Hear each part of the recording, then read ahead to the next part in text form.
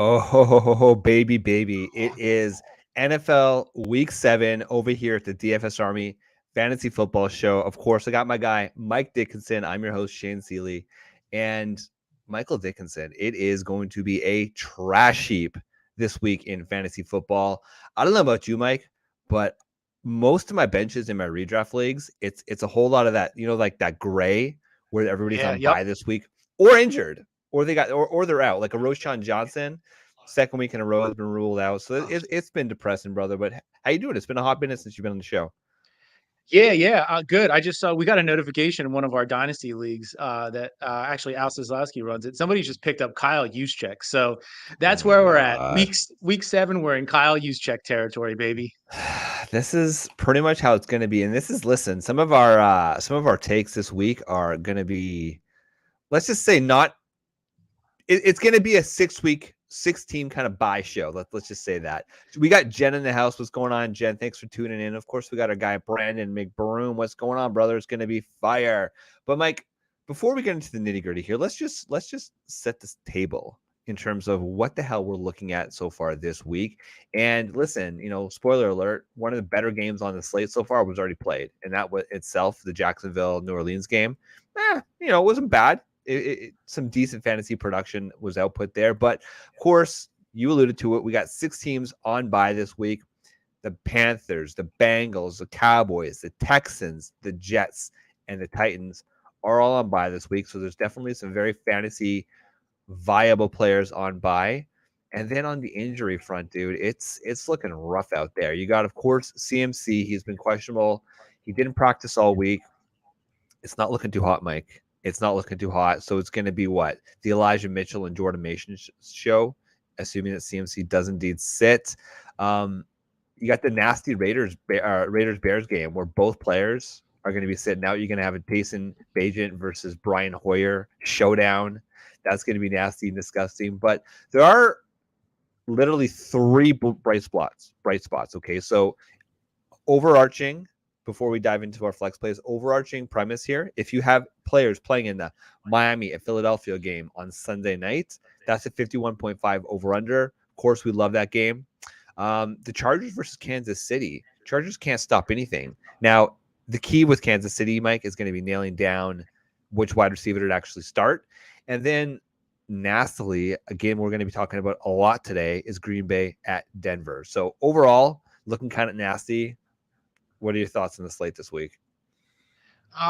You said it right. It's a gross, ugly, disgusting slate. The frustrating part about that CMC situation is that's the Monday night game, so you need to have a backup for him. Hopefully, you have Elijah Mitchell or you have Jordan Mason, so you're good if he sits. But like if you went zero RB or hero RB or any of those, and you Mm-hmm. picked up Mason and Eli Mitchell, hoping that you could throw them in a spot start this week with CMC out, you're gonna have to have an option. So you might be able to get I think Brandon Powell is the third receiver on the Vikings that you could potentially throw in. You need somebody that you're going to be able to get points. I got caught in one spot a couple weeks ago where I had Aaron Jones. I forgot to move him from a running back spot into a flex spot. He was going to be out, and I ended up having to take a 0. So it's my own fault. It's from being in a bunch of leagues, but make sure you got those guys in the right spots. If you have CMC, get him into a flex spot this week. It doesn't mean that you have him ranked. You have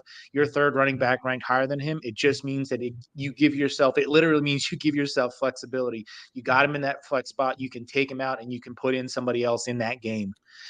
Yeah, and beyond that, you touched on it. The Eagle, I'm excited for the Eagles Miami game, both from a fantasy standpoint Mm-hmm. and as an Eagles fan. I think it's going to be a great game. It's going to be a fun game to watch. Hopefully, the Eagles bounce back a little bit. Their injury report looks pretty clean this week, although their safety's out. So, God help us if they're starting safeties out. What that means for freaking Tyreek Hill over the top. So, Oh, good you start all your Lord. Dolphins, you start all your Eagles. Yeah, and then we're going to talk way more than anybody should about this Green Bay Denver game. So, you want to get into it? Let's get into it. But before we do here, more of a general comment. Thank God for Kamara Jen saying she started Ridley. Where the hell are we at? You have Ridley in a few leagues. I mean, listen, we were pretty high on Calvin Ridley throughout most of the offseason. I'd say Brandon by far was the highest. I admittedly have a bit of a blind spot after week 1. I'm like, holy shit, how did I miss this? But It hasn't looked too hot.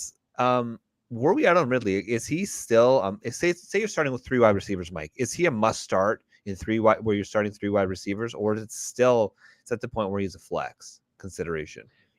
He's a flex for me. Like, take the name off the back of the jersey, which you Yeah. can do, you can't do. I mean, that's an owner decision that you have to make. But like, if you take the name off the back of the jersey, he's somebody that's in flex consideration for you week to week. Maybe I have him. I'm in a spot where I had the option of I had to pick two of the three. It was Rashi Rice, Christian Watson, or Ridley, and Mhm. I took Rice and Watson over Ridley. And as we sit here Saturday morning at 11:08 a.m. Eastern time, it looks like it was going to be the right decision. Christian Mhm. Kirk is I had a blind spot for Christian Kirk this summer. I thought it was going to be all Ridley. We followed that drumbeat coming out of camp, and it was Ridley, Ridley, Ridley, Ridley. And he had that great week 1 game, and then he's kind of gone away. He kind of is what he was when he was in Atlanta with Julio Jones, and it's shocking that Kirk is the wide receiver 1 there, but Calvin Ridley's the wide receiver 2, and it's gross and it's disappointing because we were so excited about him, getting a second chance. He was ready to show out, and he just hasn't.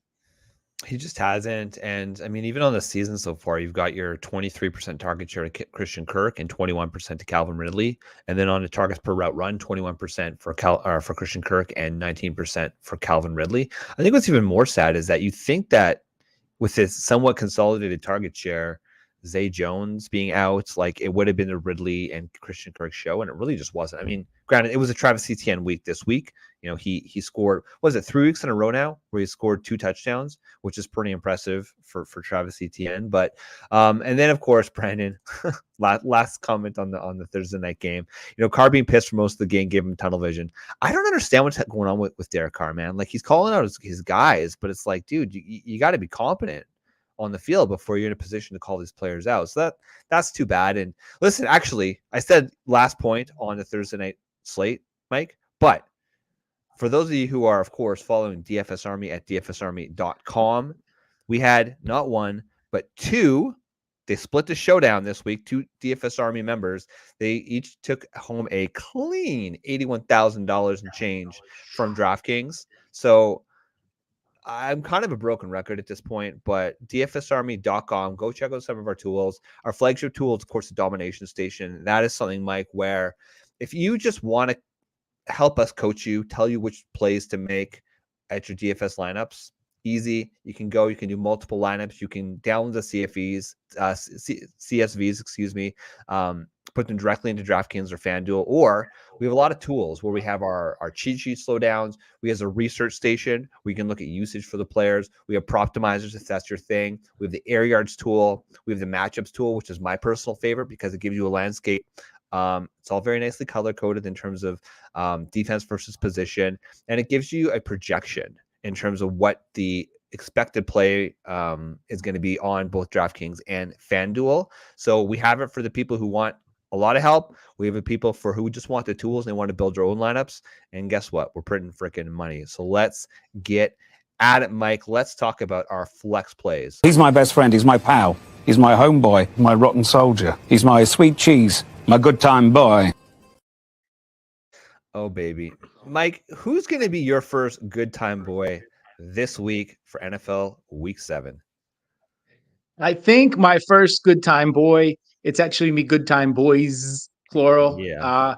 I gotta go with the Denver backfield. Javonte Williams, Angelina McLaughlin. And you can see if you're listening on audio, Shane just made a face like somebody opened a 3-day-old bag of broccoli that's been sitting out on the counter. And I get it; it's gross. It's not been pretty.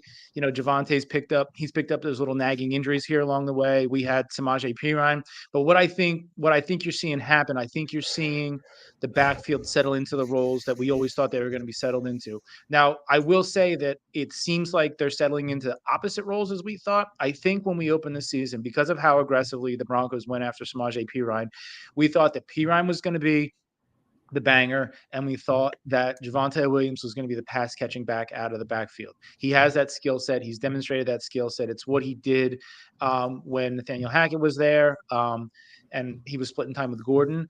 I think what caught us by surprise a little bit, if you listen to some of the camp reports, Mhm. everybody was everybody was saying on the beat there how good Julian McLaughlin looked, and he was getting run, and another undrafted guy that comes out and makes a roster and has an impact.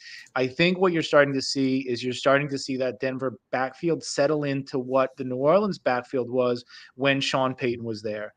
You're seeing Javonte fill the Mark Ingram role, the first and second down, the 4-minute guy when they got to burn out the clock, the goal line guy, and you see Julian McLaughlin playing the pass catching role. He's not as big as Kamara, and he doesn't quite have the Kamara skill set that does. It tips the hat a little bit when he's in there. He can still run, but it tips their hat a little bit more. So I think that if you have either one of those guys, hopefully if you, like I said, if you did a 0 RB or you'd hear RB, you might have Javonte as your RB2. I'm starting him in some spots this week as an RB2 because I have to, because of buys, injuries, and because of draft strategy. But if you have either one of those guys, I think you can comfortably put them into your flex. This is going to be, the defenses are bad on this side of the ball. Each of these defenses have a number one shutdown corner, but beyond that, it's pretty freaking wide open. And we're going to talk about it a little bit more. Green Bay's defense front seven is atrocious. It's one of the top defenses in allowing points to running backs. So I think that bodes well for both of them. I think you can plug them into a flex and expect 10 to 13 points out of each of them and feel pretty good about it.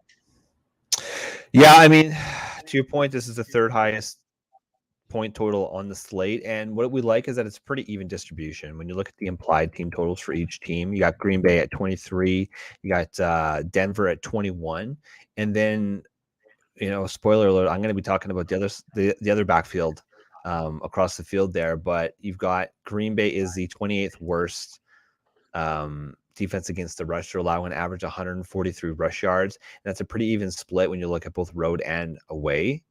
Road and home games. And then on the other side of the ball, you got Denver, who is literally the stone worst in terms of rush yards allowed. So from that perspective, it's definitely very, very appealing. And I'm not going to chat about my player yet, but I think the problem becomes is, as much as these defenses are allowing points, you just wonder how competent the offenses are going to be, right? Although surprisingly, in fantasy football, the Denver Broncos offense, other than the running backs, have been somewhat surprising, I guess. Russell Wilson has been somewhat productive in fantasy football, real life football, not so much. So it's certainly something to be discussed. I don't hate it. I don't love it, but guess what, man? When you're in this situation where we're dealing with tons of injuries of our starting players and 6 teams on bye, you're going to have to devolve down to the Denver Broncos backfield. We got a question here from the chat from Brandon McBroom, Mike. So Ravens safety Marcus Williams has been ruled out. What do we think about Jameson Williams of the Detroit Lions this week? Personally, for myself, I think that he is a flex 2, right? So obviously last week was his first week back, and he had a decent game. But when you look at his target share, he was still only at 7.3%. He didn't get a massive target share, but that massive that long touchdown that he did catch, you saw that athleticism, the ability to adjust his body, come back on the route, catch the ball, make an athletic catch. And Jameson Williams was a player that coming out of college I really, really liked. People forget, but he got injured in the national championship game. He tore his ACL. And when that happened, his draft stock went from being one of the top wide receivers projected off the board to 4th or 5th.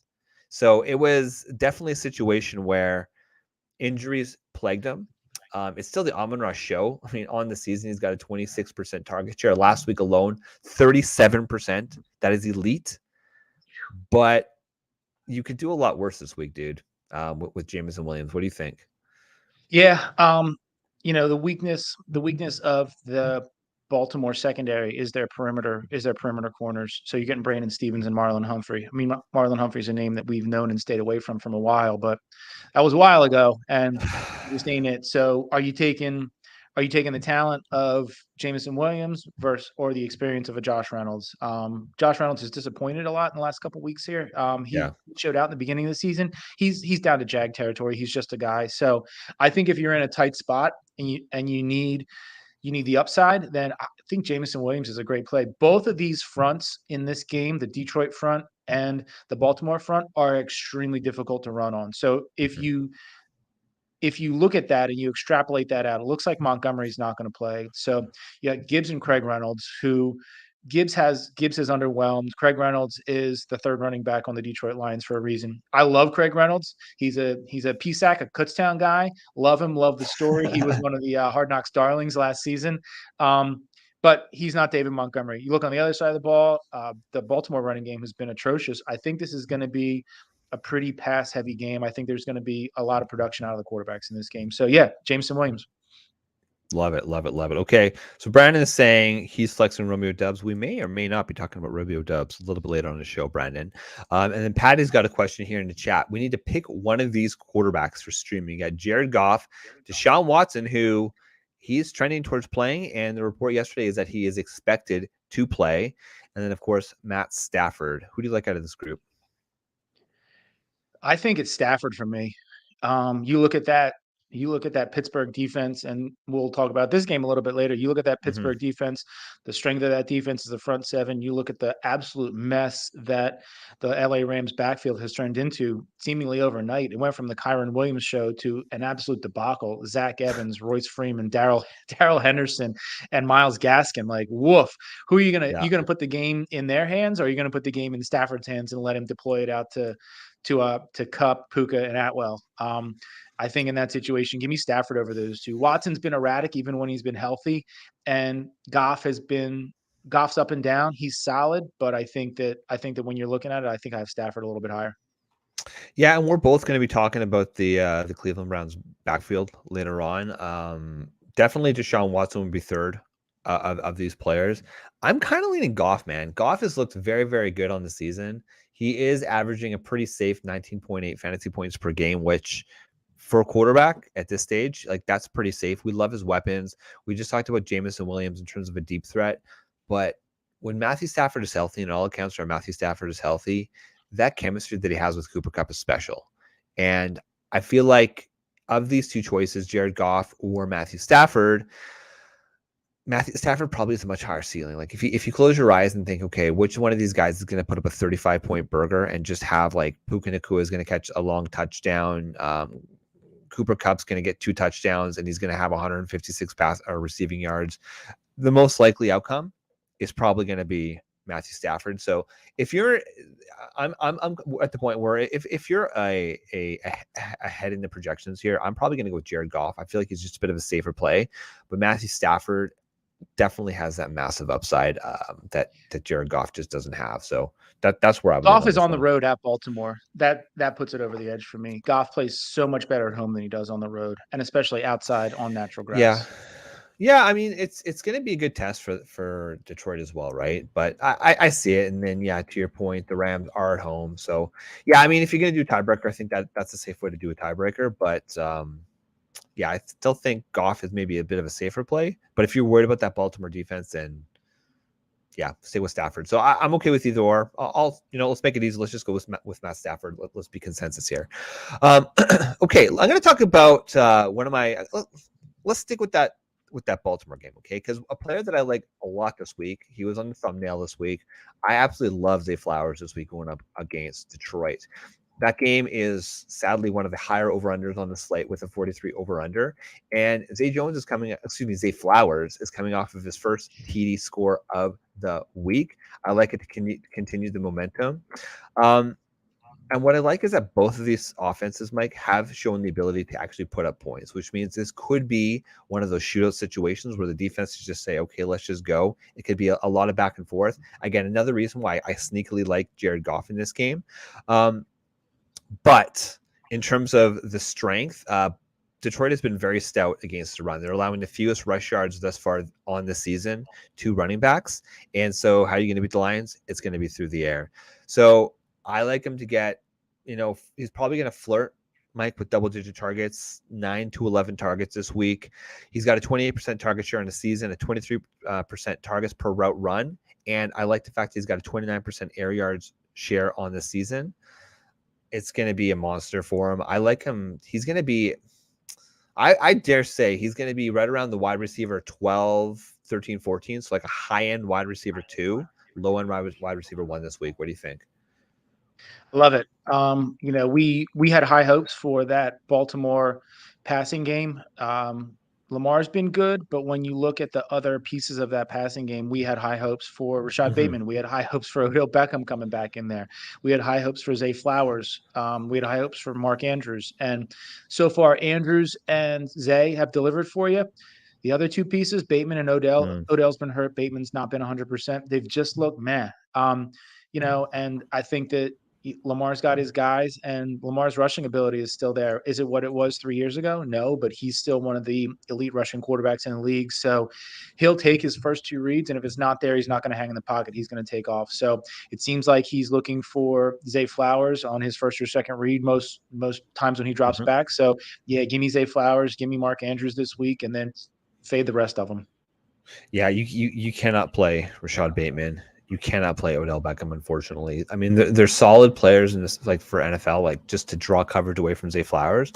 But I mean, so far in the season, I mean, Zay Flowers looks like the top wide receiver in this class so far, right? I mean, he's looked the part all off season. He was kind of under the radar a little bit in terms of, JSN, higher pedigree, Jordan Addison, higher pedigree. Zay Flowers, though, he balled the hell out in the Shrine game, and he pretty much hasn't stopped. So, yeah.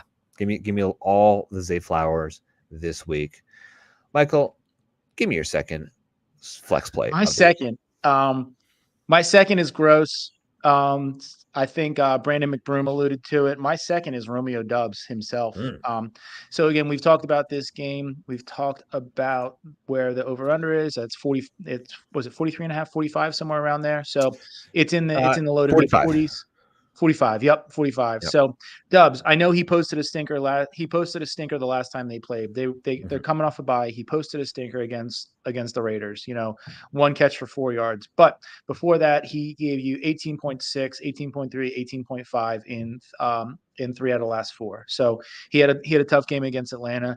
I think that this game coming back, we talked about the strength of these two defenses. It's there. They each have premier perimeter cornerbacks. So you look at on the Denver side of the ball, Surtain. I think you're going to see a shadow situation with Surtain and Christian Watson. Does that mean you're benching Christian Watson? Probably not, because all it takes is one play from that guy. It takes a 60-yard touchdown and he's made your day.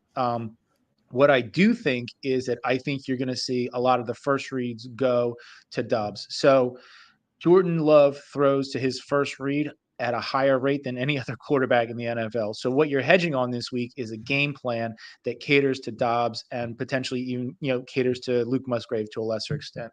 You also look at who he's lining up against. Doubs is going to be going against Damari Mathis a chunk of the time, and Damari Mathis just gives up production. He gives up 0.53 fantasy points per route run and snap, and 0.52 fantasy points per route run and coverage. So the guy gives up production, and you would expect that whoever is playing opposite Pat Surtain, right?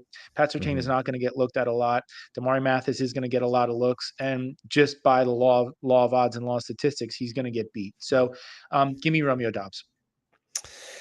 Yeah, I mean, you talk about who is Jordan Love's most trusted target. Some of the things we look at: end zone targets. He's got 38% on the season, which is fantastic. And when you look at 3rd and 4th down targets, 25%. That's, of course, from the Fantasy Life utilization report tool, which free tool.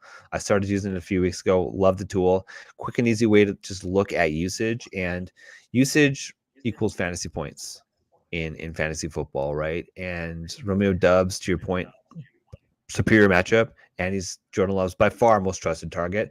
I still am not sold that Romeo Doubs as an NFL player is anywhere above average, but the fact that he's got the trusted Jordan Love, that's what's most important, right? That chemistry. But Jordan Love's got to show something, man. He's had glimpses this season, but he's got to put it together for a full game. This should be the game where he does put it together. I mean, shit, like we're putting our names on the line this week for this game for both teams, both offenses, to show some competence. So yeah, Romeo Doubs, I'm okay with it. It's certainly as a flex play. If you had a choice, say you're a monster and you had both Romeo Doubs and Christian Watson on your squad, and you can only start one, who would you start? I think this of the week two. I'd probably start Dubs this week. Yeah, especially in your PPR type leagues.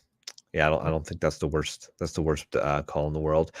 Okay, you know what? Let's let's diversify a little bit in terms of the games we're going to talk about. Let's talk about Jerome Ford going up against Indianapolis. Okay, so Deshaun Watson, we talked about at the start of the show. He is likely going to play this week. He's missed 3 weeks, 2 games, and plus their bye week with the shoulder. It worried me a little bit that he didn't practice and that he was limited to end the week.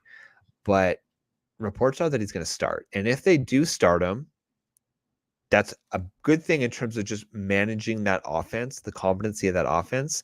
But when you look at just where they're going to win, right now, Indianapolis is just hot garbage going up against the rush. Jerome Ford this week. I like the fact he's got a 52% snap share on the season. We saw Kareem Hunt come in last week, and Kareem Hunt had the better fantasy week because of the touchdown that he got. But when you look at the usage, Jerome Ford still led that backfield. Jerome Ford was a sleeper player that we were talking about at the start of the season. We, of course, love Nick Chubb. When he went down, we have Jerome Ford on a lot of our dynasty teams, Mike. I think both you and I do, because we saw the potential. We liked his profile overall. And you could definitely see this week where Cleveland is once again going to lean on their defense this year is historic. The amount of points against that they've had so far this season, it's up there with some of the best defenses in history. So whether or not that will continue is still obviously to be seen. But for them to continue to actually go and be a playoff contender this week, especially with Deshaun Watson still recovering from that shoulder injury, which it is his throwing shoulder, they're definitely going to rely heavily on the run game this week. It's going to be Jerome Ford. It's going to be Kareem Hunt.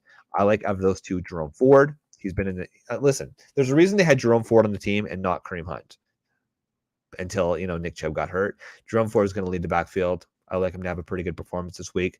I would dare say he's going to be an RB2 just with the landscape of running backs this week, but certainly a flex consideration. Yeah, absolutely. I think you could potentially look at numbers like he put up against Pittsburgh when Chubb went down. Ford stepped into that game. He went 16 for 106, 6.63 yards a carry. He went 3 for 4 in the passing game for 25 yards. Obviously, Hunt peels away a little bit of that passing game work. But when you look at both running backs are relatively similar in stature. Ford's 5'10", 210, Hunt's 5'11", 216. So it's not like they both profile differently. They both profile as 3 down backs. So really what it is now is a workload maintenance. I think it's probably 2 to 1. You see Ford stay in the 2/3. You see Hunt get 1/3. If you're desperate in, between injuries and bye weeks and you got to throw Hunt in a flex, I don't hate it. Like Shane said, he got that goal line. He got the goal line work. He got the touchdown last week. So, you don't have to watch the game. You just have to check the box score. You're gonna be sweating it out. But I think that Hunt's a viable flex play. But yeah, I love Ford as an RB2. And listen, this is why you spent the money on him when Chubb went down, right? You spent probably half to 2/3 of your fab on him, and you did it early in the season. So he's giving you some weeks of production. He gave you a little bit of disappointment.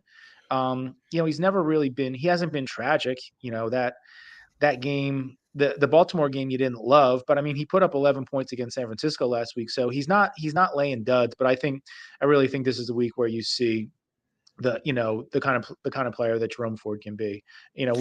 We've loved him. We got him cheap in rookie drafts. He was a 5th round, 4th round guy, last year, 2 years ago, whenever he came out, I forget when he came out, and he's just been stashed on taxi squad. So bring him up, put him in, flex him. You got him, run with him. Yeah, the other thing too that I didn't mention is that Kareem Hunt was dealing with the thigh injury, and he only had a limited practice both Thursday and Friday. So, I mean, I think that's it's just an age thing. But the fact that he's an older running back, he's already dealing with some injuries. Obviously, Jerome Ford had the injuries earlier in the season, but oh boy, Colts starting 2 rookie cornerbacks. Yeah, that could be intriguing. The problem is I'm not confident in that passing game. I did float the idea of an Elijah Moore start, and I'm actually considering, do I start Elijah Moore or Deontay Johnson this week, just with Deontay coming back off injury? But I think without a doubt it's got to be Deontay, just to target share. And again, I'm frightened listen, as somebody who was very bullish on Deshaun Watson in the offseason, Mike, and I had him ranked almost a full full round ahead of his ADP because I liked him a lot on my teams. I'm worried. I'm frightened that Deshaun Watson just is never going to be what he was, especially with his shoulder. It's been this was supposed to be the season, right? Like he had the full he showed glimpses of it at the end of the year last year. He had the entire offseason with the team. Everything was supposed to be behind him, and he just doesn't look right. I mean, this should be an offense for him. Look at the weapons that he's got. He's got Amari Cooper, he's got Elijah Moore, he's got Njoku, he's got one of the best offensive lines in the game, he's got a strong running game, and he just doesn't look like he's processing well. He is nowhere near the same quarterback that we saw in 2020 in Houston. He's just not. So I almost made some real big deals in the offseason in some of my dynasty leagues for him. I backed off it at the end, and there was a couple of drafts where I had the opportunity to get him or Kirk Cousins, and I hedged to Cousins most of the time, and I took, I was nervous about it, but looking at the way it's shaken out, it's shocking and it's slightly disappointing. It's more disappointing for the likes of Amari Cooper, right? So we thought Cooper was being drafted as a wide receiver 3, but somebody who could deliver you, high end 2, potentially back end 1 results. And he's been fine, but he hasn't been the stud that we thought he was going to be. No. That said, he's been boomer bust. He's been boomer bust most of his career, but I really feel like we thought that, Watson was gonna zero in on him and he was gonna be Watson's guy. That said, I got a super flex situation where I'm looking at, if Daniel Jones sits, I'm looking at Mac Jones versus Amari Cooper, and I'm putting Amari Cooper in there. Oh, as a flex. Oh yeah, you can't start Mac Jones, man. It's just, especially against the Buffalo Bills. No, absolutely not. Absolutely not. Yeah, dude. So nobody really gives a shit about my fantasy team, but too bad. I'm going to talk about it here. So, listen, we play to win the game, especially in our dynasty leagues where, and Alan Zaleski says it all the time, probably 2/3 of the teams in your league are actually going to start, which means 1/3 of the teams in your league aren't even playing to win that particular year. But I made a trade where I ended up trading CJ Stroud and Christian Watson to upgrade to Deshaun Watson. So that trade in hindsight is looking pretty painful. Seemed like a good idea at the time. Hindsight's 2020. Yeah. But Deshaun, get healthy. Let's see something though, because that defense, man, that is a Super Bowl winning caliber defense. They got the pieces on offense. Obviously, it hurts that they lost Nick Chubb. But if Deshaun can just put it together, get healthy, get that throwing shoulder all right, they could be nasty. They're a team that if you played against them in the playoffs, you would be uncomfortable. That's the kind of team that they are this year. That's the kind of, oh God, Mac Jones. Why gotta hurt me, Brandon? Mac Jones might get benched again this week. Oh my God. We're there. All right, Mike, let's move on. I can't talk about the Patriots anymore. Give me your flex play. All right.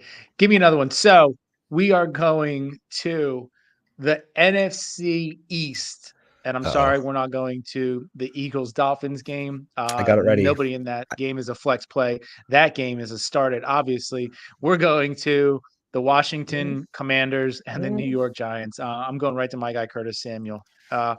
He was not drafted high. If you draft him at all, he was a double-digit round guy. Probably you picked him up off waivers like I did a bunch of places after week 1. 3 weeks in a row, he's put up double-digit fantasy points. He's getting looks, he's getting targets, he's getting yards per catch, and he has scored touchdowns through the last 3 weeks. The other thing that you like this week is that the New York Giants play man at the second highest rate in the NFL, and Curtis Samuel puts up all of his production against man. Cleveland plays at the highest rate in the NFL, but the difference is Cleveland actually has the cornerbacks to play man. New York Giants just don't have the talent at the cornerback position. So I like Curtis Samuel a lot this week. I would also throw Terry McLaurin there as a caveat. If you have him, he's been real scary this week. I think that you could flex him. I'm still expecting more from Samuel than I am from McLaurin though. Just the way that Sam Howell's throwing, he's not throwing a lot outside the numbers. He's throwing a lot inside, and it seems like he's He's looking Logan Thomas's way. He didn't so much last week, but he's looking Logan Thomas's way, and he's looking Curtis Samuel's way. Thankfully for all of us who drafted him, Jahan Dotson is now going to be promised to be on the field more because he is holding for PAT field goal. What a disappointment that was. Wow. Oh God. Oh my God. Can we just say that Ron Rivera needs to go? Coach, like, yes, we can. It's got to be the coaching staff, right? Like when you have last year, ladies and gentlemen, Jahan Dotson was a first-round pick, and he was a touchdown maven when he was healthy. He comes back. He's barely getting playing time. Mike, I don't know, like, so this is what Mike's alluding to. This week in practice, Jahan Dotson was holding for the kicks. He was a placeholder for the kicks, okay? That's what he was practicing. So is he going to get to play on special teams? Not returning kicks, holding the damn ball. It's disgusting. When you look at Curtis Samuel as a whole, he has 179 of his slots, of his snaps out of the slot. That's a 66.8% rate. That's number 7 in the NFL. That's where they're going to go. That's why he's dominating on man, because he's been playing in the slot and he's been shifty as hell.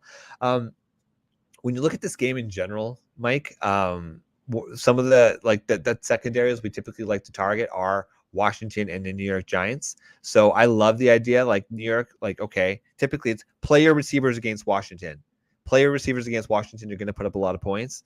I don't trust any of the New York Giants wide receivers, especially. I don't think Daniel Jones is going to play. He didn't practice all week. He's got the neck issue. I think it's going to be another Ty Gudge game, and it's going to be nasty. Curtis Samuel, man, he is like a mushroom. He flourishes into shit. I don't hate it. I was gonna play the turtle alert sounder. I couldn't do it. I just couldn't do it. No, you can't do it. Slate. Absolutely No. not. Samuel's legit. Yeah, it's disgusting. It's absolutely disgusting. Oh, Brandon's a Patriots fan. Oh God, we can commiserate together, brother. Okay, so this is a question. You dropped Jahan in both of his leagues, and he thought he was a steal when he drafted him. Yeah, Jahan Dotson was going as a steal. Are we at the point now, other than Dynasty? With Dynasty, you're not dropping Jahan because things can change in Dynasty very, very quickly. You cannot roster Jahan Dotson, right, Mike? No, you absolutely can't. He's not. He's a dead spot. Like I said, take the name off the back of jersey. Same thing with Ridley. You look at the stats, you look at what he's done, you look at his usage, you look at his target rate, and none of it suggests somebody that, especially when you have 6 teams on a bye, like he's not worth burning a roster spot on. I would, at this point, if you, it doesn't exactly line up, but like I would have rather rostered the Cleveland defense over their bye than kept Jahan Dotson on my roster. And I'm not typically, there's some leagues where I'll roster 2 defenses, but like a defense is playing like that, give me the value of that over somebody like a Dotson who put up 0 points. He got 1 target last week and failed to bring it in. So like he's giving you a 0. Get him out of here. Yeah. He's gone. So in one of my leagues, it's actually my home league. It's a 10-team league, but we only have 5 bench spots. I'm holding Dallas this week on my bench, and I had to make a tough decision. I actually cut JSN because, well, Roschon Johnson's also out with the concussion, so I had some tough decisions. But I decided to cut JSN over the Dallas Cowboys defense. Hopefully, I don't regret that. They obviously haven't looked as good since Diggs was out, but yeah. So this is Kate. What are your thoughts on Jen's lineup here? So she started Calvin Ridley, unfortunately. She's starting Chris Godwin. She has Zay Flowers in the flex and Christian Watson on the bench. I think that's the right play, Jen. Especially I think you got it right. Yeah, yep, no, absolutely. I absolutely love Flowers this week. Wherever I have Zay Flowers, I'm starting him this week. You have to. He's got just way too good of a matchup. Okay, let's talk a little bit nasty, a little bit dirty. This is a player that I don't particularly think's very good. He's a big body, and that's basically it. And this is going to be all contingent on his backfield mate sitting once again this week. But AJ Dillon, yes, we're going back to that Green Bay Denver game, Mike. AJ Dillon going up against Denver. If and only if Aaron Jones sits, am I comfortable starting AJ Dillon? Which, again, it looks like he is going to sit. Here's the reason why, okay? Yes, AJ Dillon is disappointing. Yes, AJ Dillon is probably only on an NFL team because he weighs like 252 pounds. He's a bowling ball out there. And yes, he's not very good. But Denver is the stone worst team in the league going up against the rush. They have averaging 172 rush yards against on the season at home because it is being played in Denver. It's 139, so not quite as impressive, but still they give up rush yards. In general, I guess we're just playing all of our Denver Broncos and our Green Bay Packers this week. Is that what we've come to the conclusion on, Mike? I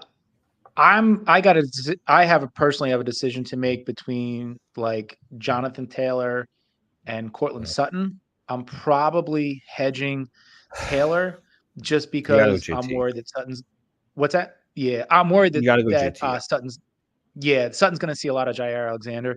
Now, it seems though that Sutton is the one that Russ Wilson looks for in the end zone. So there's always a chance that he's going to catch that touchdown. But I just think from a production sample, and I think this is the week where the Indy backfield flips and it goes from Zach Moss to Jonathan Taylor. I think you see Taylor take 2/3. I think Moss drops down to 1/3. It's not a great matchup. Oh, no, it's not a great matchup against Cleveland. So temper your expectations, but I think that Taylor gives you the receiving upside out of the backfield, and he also gives you the bigger touchdown potential. So, yeah, I think everybody in that game, Denver Green Bay game, with the exception of maybe Cortland Sutton. Yeah, I mean, so last week was the second week that JT played, and first week we were a little bit reluctant. Last week we said, okay, play Jonathan Taylor. Maybe temper your expectations on Zach Moss. Zach Moss had another fantastic week. So I worried about the fact that Moss is just playing too well to take him off of the field. But just like Josh Jacobs had a slow start to the season, Mike, I feel like JT, they need to ramp him up. And you're never going to be able to tell me an argument that says Zach Moss is a better football player than Jonathan Taylor. Jonathan Taylor is one of the best football players in the league. That's why he's getting paid as such. But yeah, I think you got to lean JT there. Unfortunately, it's too unpredictable with Cortland Sutton. Yep, I mean both of them had lackluster games last week.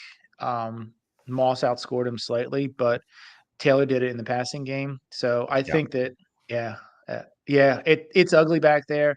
I think if you have both of them, you're holding both of them, and you may end up in a situation where you can play both of them week in and week out. But yeah, I think it's got to go Taylor. All right, let's talk about some of our just quick and dirty, if you're in a pinch, types of players or honorable mentions or shout outs that we need to talk about. Is there anybody you want to talk about quickly that we have not yet talked about, Mike? One guy I want to talk about quickly, Tutu Atwell. So you in that LA Rams game, obviously you're starting Puka, you're starting Cooper Kupp, but the strength of the Pittsburgh defense is their front seven. TJ Watt is back off the injury report, so he's going to play. The backfield is an absolute mess for the Rams, so I don't think that the run game is going to do a ton. So I think if you're in a tough spot with buys and injuries, you can throw Atwell in there. Do you get 4 for 60, 6 for 40, maybe a coin flip for a touchdown? Does he get you 8 to 11 points in your flex spot? I think that's absolutely within the range of outcomes. And I think you could do a lot worse than that this week. Yeah, it's going to be nasty. So just some honorable mentions. I don't even know who to choose. Like even the beat reporters don't know who to choose with the Rams backfield. Probably Darrell Henderson would be the play. I would say if you had to choose out of those guys, but Zach Evans, Darrell Henderson, one of those guys is probably going to have a pretty decent game this week. So I don't mind that backfield situation. See, if CMC sits, who would you rather play, Elijah Mitchell or Jordan Mason? Jordan Mason, I think. Yeah. It's just a feeling that I get. Like, it seems like Shanahan is very hot and cold, and it seems like Jordan Mason is giving Shanahan what he wants. I mean, we saw it. What would we see it? Week 1 of either 2020. I think it was week 1 of 2020 when everybody thought Trey Sermon was going to be a thing.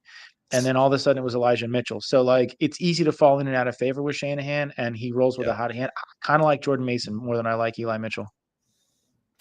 Yeah, it's too bad because I mean Tyrion Davis-Price, like he's just a non-starter, which that was a huge disappointment. Yeah, you look at the usage, both Elijah Mitchell and Jordan Mason are running similar routes in the season. Granted, again, like Jordan Mason on the season, 11% snap share, Elijah Mitchell 12%. So these numbers are such small that you can't really base anything on it. But Jordan Mason, 7% route run, and Elijah Mitchell, 10%. So it's honestly it's roll the dice and hope for the best with that situation. This is a player that you're absolutely starting, especially in this bye week situation. But if you're in a position where you're trying to decide if you want to start Marquise Brown, you have to start him. He is just an absolute monster. He's getting an insane target share on the season. He is, and versus Seattle, Arizona is an 8.5 point underdog. But they are also allowing the most fantasy points per game to the wide receiver. So love Marquise Brown this week. And then JSN, man, assuming DK Metcalf sits, which it's kind of what we talked about with JSN all season, right? I mean, from a pure prospect standpoint, he was my favorite prospect this season. I had him ranked as a top wide receiver off the board if in your rookie drafts, but we haven't seen the production this year, and that's because Tyler Lockett and DK Metcalf are both fantastic wide receivers. DK Metcalf right now, he is questionable with the hip injury. Brandon Adams is pretty convinced that he's going to play because DK Metcalf is a dog. But if the off chance he does not play, JSN I think is a great streamer this week. Yep, I love it. Staying in that Arizona game, that Arizona-Seattle game, I also think that you can play Michael Wilson in the flex if you have to. Yeah. Against man coverage, he's 1 target, 0 catches. Nobody plays zone at a higher rate than Seattle does. So Wilson doesn't separate, but he finds pockets in zone. So obviously we're starting Hollywood Brown. I've never been a huge Hollywood Brown stan, but he's showing out, and somebody has to catch a ball in that offense. I think if you're in a tough spot, again, like what we were talking about with Tutu Atwell, if you're in a tough spot, you can put Wilson in and not, as you're building your lineups, especially in these tough weeks, you're putting it in and you're like, all right, this guy's going to get me 11. This guy's 15. This guy 2 to 3. I think you can expect a little bit more out of Wilson. I think you can be comfortably in the 8 to 11 point range with him and hope for a touchdown. Yeah. Well, I mean, so on the season, Marquise Brown has got a 29% target share, 26% targets per route run, which is fantastic. The next highest, you got Michael Wilson at 13% target share and 13% targets per route run. But what we like is that even though he's got a pretty high ADOT, so average up the target of 15.87 yards, Mike, he's got an 87% catchable target rate. So I don't know what it is. For whatever reason, Dobbs seems to have a good connection with Michael Wilson. And the Michael Wilson play, you're banking on the touchdown, I'd say, right? Because the volume's going to go through Marquise Brown, but Michael Wilson. What about Rondell Moore, man? Rondell Moore has had moments. He had 1 week where he put up 16 points, which is okay. It's probably like a high end flex type score. Any consideration with Rondell Moore if you like Michael Wilson? Now, I like Michael Wilson. I know that I catch a lot of shit for this being a sizist, but like if you look at Rondell Moore's size profile, nobody has succeeded long term in the NFL at he's 5'7", 180 on a good day. Yep. No one has succeeded with that size profile. He's super athletic. He's quick twitch. He's super athletic. He's strong. He showed out in college, but it doesn't translate. So the knock on Wilson, the reason Wilson fell was for injury reasons. His coming out of college, he could catch anything. He was a solid route runner, huge catch radius, but it was an injury thing. So I think he fell to the 5th round because of the injuries. So give me Wilson over Moore. Michael Wilson was round 3 pick. He was picked 94 overall. Oh, okay. There you go. Yeah. No, and just coming from Stanford, like that's pretty solid. And just from a size perspective, in comparison to Rondell, he's 6'2", 213 pounds. So Michael Wilson is that alpha on the outside with Marquise Brown. So that's pretty much all I got, Mike. I mean, it's going to be a very, very interesting week this week. I think that the Sunday night game, that is one everybody's going to want to tune into. I guarantee the NFL is loving it because it's going to be a ratings bonanza. 2 5-1 teams going up against each other. You are a biased Eagles fan, so let's just preface it by saying that. But who do you think is going to win this game? Eagles are the favorite by a field goal. I don't know. I honestly think it's going to be a really, really close game.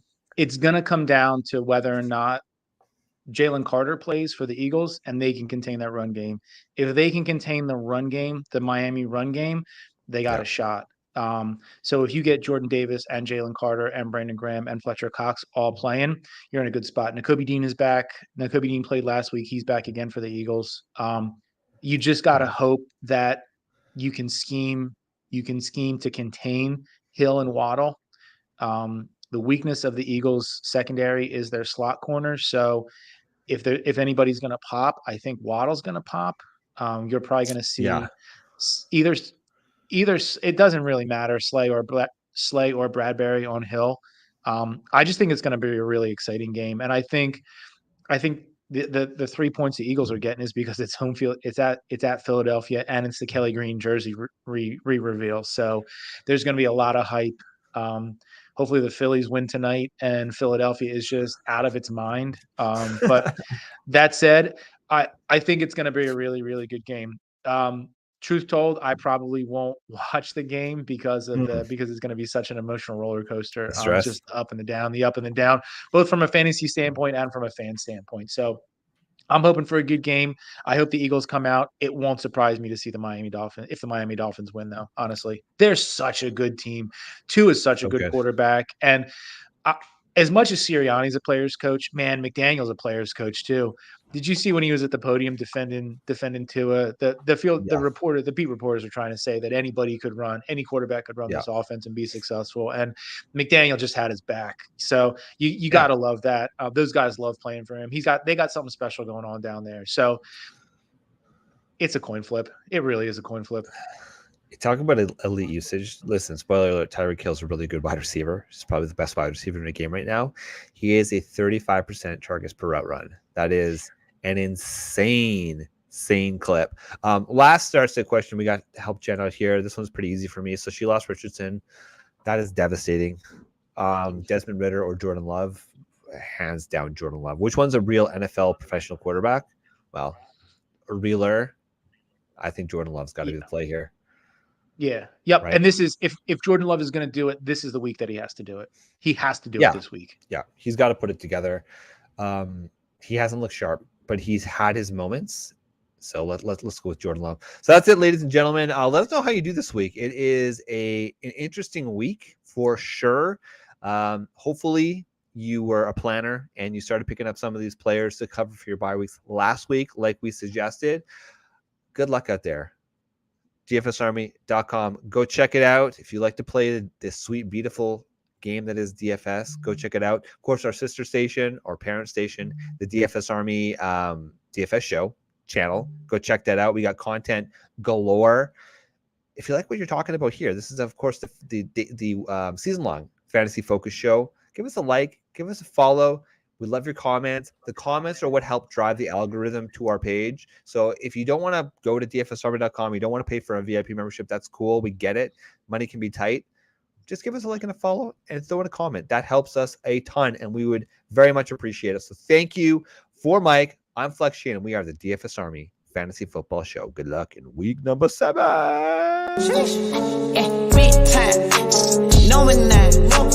Diamonds in my teeth, I got a lot of shine.